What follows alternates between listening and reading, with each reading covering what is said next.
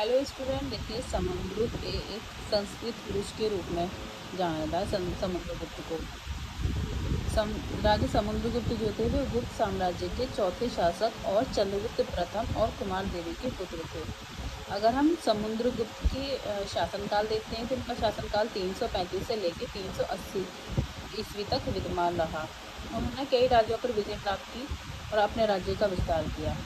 ठीक है, कई राज्यों पर विजय प्राप्त किया और अपने राज्य का विस्तार किया। उन्होंने कई युद्ध लड़े और अश्वमेध यज्ञ संपन्न कराए। समुद्रगुप्त को संस्कृत पुरुष भी कहा जाता है।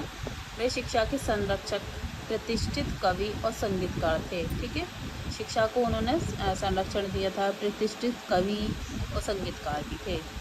ठीक है, कई सिक्कों पर उन्हें भारतीय संगीत वाद्य यंत्र वीणा बजाते हुए दिखाया गया है। कई सिक्कों पर उन्होंने कवियों और विद्वानों के वृहत समुदाय को संरक्षण भी प्रदान किया था। वे अन्य धर्मों के प्रति भी काफ़ी सहिष्णु थे और इसलिए उन्होंने सीलोन के राजा को बौद्ध तीर्थयात्रियों के लिए बोधगया में एक मठ के निर्माण हेतु अनुमति भी दी थी।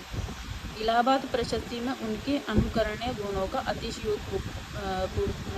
अतिशयोक्तिपूर्ण ढंग से उल्लेख किया गया है। उन्हें कविराज की उपाधि भी दी गई थी।